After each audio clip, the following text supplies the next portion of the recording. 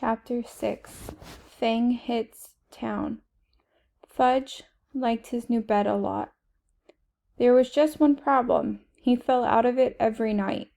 By the fourth night, my mother and father got smart. They pushed the bed against the wall and surrounded the other side with chairs. Now there was no place for Fudge to fall. But every morning my mother found him curled up in one of the chairs. My father said they could have saved their money, since Fudge was so happy sleeping in an old chair. On Saturday, we had to go to the dentist.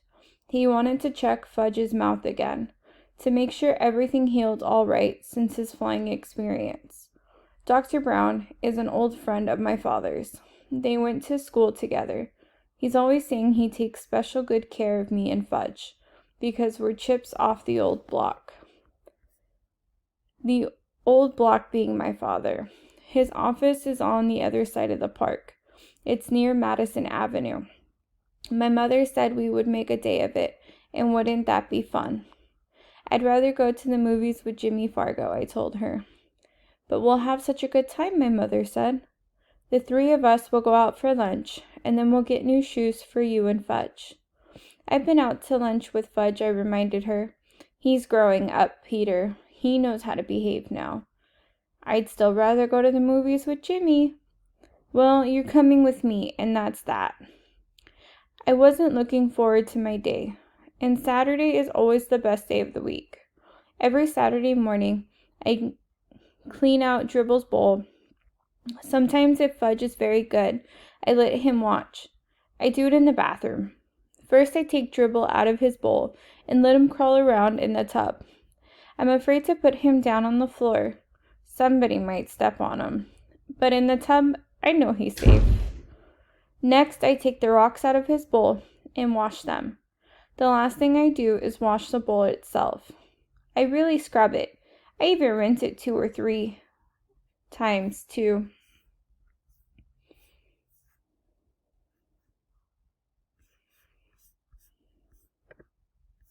make sure all of the soap is out. When I'm done with that, I put the rocks back in and fill it with just the right amount of water. After I put Dribble back in his bowl, I feed him. Usually he goes right to sleep on his favorite rock. I guess running around in the bathtub really makes my turtle tired. Today I finished with Dribble just in time. My mother was rushing, mumbling about getting us to Dr. Brown's office in time for our appointment. When we were outside, we took the crosstown bus, then walked a few blocks to his office. As soon as the nurse saw Fudge, she said, "How's my favorite patient?"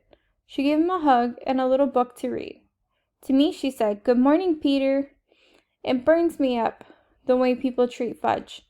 He's not so special. He's just little, that's all. But someday he's going to be 9 years old, too. I can't wait until he is. Then he'll know there's nothing so great about him after all. Soon the nurse said, "Fudge, Dr. Brown is ready for you. Come with me now." Fudge took the nurse's hand.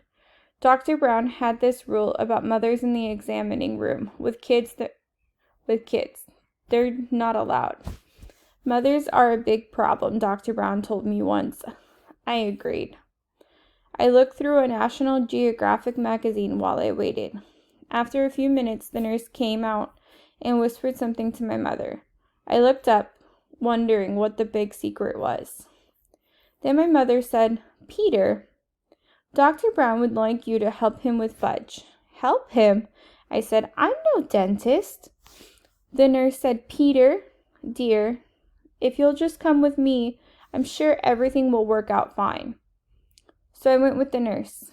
"What do I have to do?" I asked her. "Oh, not much. Dr. Brown just wants you to show Fudge how you open your mouth and how he checks your teeth." What do I have to do that for?" I asked. "I don't need a checkup yet. I just had one last month." "Your brother won't open his mouth this morning," the nurse whispered. "He won't?" I whispered back. "No, he won't," she said again. I thought that was pretty funny. I never considered refusing to open my mouth at the dentist office. When he says open, I open. When he reached the examining room, Fudge was sitting in the big chair. He had a towel around his neck. He looked all ready for action. Dr. Brown was showing him lots of little things and explaining what he does with each one. Fudge kept nodding about, but he wouldn't open his mouth. "Ah, Peter," Dr. Brown said when he saw me. "Would you open your mouth so I can count your teeth?" That's what he tells little kids he's doing, counting their teeth. Little kids believe anything. I went along with Dr. Brown's joke.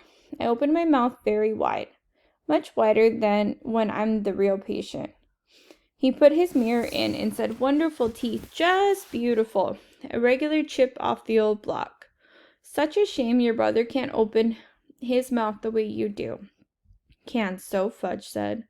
"No," Dr. Brown told him. "You can't open your mouth nearly as good as Peter."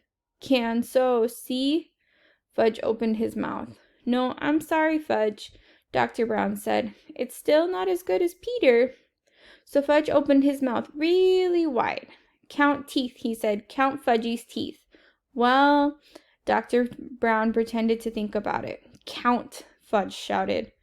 "Well," Dr. Brown said again, scratching his head, "I guess as long as you're here, I might as well count your teeth."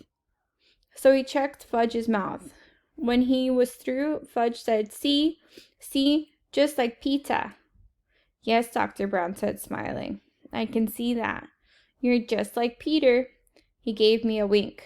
I liked the way Dr. Brown tricked Fudge into opening his mouth. So when he was through examining him, I whispered, "Couldn't you make Fudge some false teeth until his grown-up ones come in?" "No, he'll just have to wait," Dr. Brown said.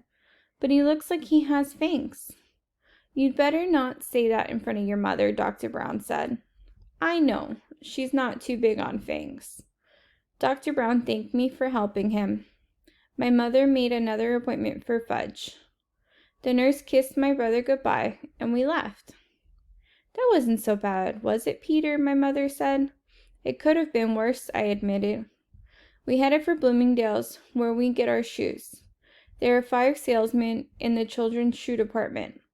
2 of them my mother doesn't like. She thinks they don't measure my feet carefully, that all they care about is selling shoes, even if they don't have the right sizes in stock. The other ones my mother thinks are okay. There's one she likes a lot. His name is Mr. Berman. I like him too because he's funny. He usually makes believe that the right shoe goes on the left foot, or that Fudge's shoes are really for me. Anyway, when Mr. Berman waits on us, buying shoes is almost fun. Today, Mr. Berman spotted us right away. He always remembers our name. "Well, if it isn't the Hatcher boys," he says. "In the flesh," I told him. Fudge opened his mouth for Mr. Berman. See, all gone." "His teeth," my mother explained to Mr. Berman. "He knocked out his top 2 front teeth." "Well, congratulations," Mr. Berman said. "That calls for a celebration." He reached into his jacket pocket and pulled out 2 lollipops. He handed one to me and one to Fudge. "Oh," Fudge said, "lolly." Mine was root beer flavored. I hate root beer, but I thanked Mr. Berman anyway. "I'll save it for after lunch," I told him, handing it to my mother. She put it in her purse. Fudge got a lemon lolly. He ripped off the paper and started sucking right away. "Now then, what'll it be, boys?" Mr. Berman asked. My mother answered, "Brown and white sandals for Fudge and loafers for Peter." "Okay, Peter, let's see how those feet have grown." I slipped out of my old shoes and stood up. I stuck my left foot into Mr. Berman's foot measure. Then he turned it around and I put my right foot in. That's another reason my mother thinks Mr. Berman is good at selling shoes. He measures both feet. Some other salesmen only measure one. My mother says feet can be different sizes, even on the same person. And it's important to make sure the size fits the biggest foot. "What color loafers, Peter?" Mr. Berman asked. "Brown," I said. "Same as my old ones." When Mr. Berman went into the back to look for shoes for me, my mother noticed the hole in the toe of my sock. "Oh, Peter, why didn't you tell me you had a hole in your sock?" "I didn't know I had one," I said. "Oh, I'm so embarrassed." "It's my sock, Mom." "Why should you be embarrassed?" I asked. "Well, it looks terrible. I mean, to come shopping for shoes with a hole in your sock, that's just awful. Can't you hide it a little?" "Where should I hide it?" "Try to get the hole in between your toes so it doesn't show," my mother said. I wiggled my sock around trying to rearrange my hole. My mother sure worries about silly things. Mr. Berman came out with 2 pairs of loafers. He likes to try different sizes to make sure I'm getting the right ones. One pair was much too big. The other pair fit fine. "Wear or wrap?" Mr. Berman asked my mother. "Wrap, please," she said. "We'll wear the old ones home." I've never been allowed to wear new shoes home from the store. Don't ask me why. But my mother always has the new pair wrapped up, and I can't wear them until the next day. When I was finished, Mr. Berman untied Fudge's shoes and measured his feet. "Brown and white sandal shoes," my mother reminded him. Mr. Berman went into the back and returned with 2 shoe boxes. But when he opened the first box, Fudge saw the sandal shoes. He said, "No." "No what?" my mother asked him. "No shoes," Fudge said. He started kicking his feet. "Don't be silly, Fudgy. You need new shoes," my mother told him. "No, no, no," he hollered. Everybody in the shoe department looked over at us. "Here's the perfect size," Mr. Berman told Fudge, holding up one shoe. "Wait till you see how nice these new shoes will feel." Fudge kicked some more. It was impossible for Mr. Berman to get the shoes on his feet. He screamed, "No shoes! No, no, no!" My mother grabbed a hold of him, but he was wiggling all around. He managed to give Mr. Berman a kick in the face. Lucky for him, Fudge only had on socks. "Now look, Fudge," my mother said. "You must get new shoes. Your old ones are too small. So what kind do you want?" I don't know why my mother bothered to talk to him like he was a regular person. Because when Fudge gets himself into temper tantrum, he doesn't listen to anything. By the time he had thrown himself onto the floor, where he beat his fist against the rug. "What kind do you want, Fudge? Because we're not leaving here until you have new shoes," my mother said like she meant it. I figured we'd be there for the rest of the day, or maybe the week.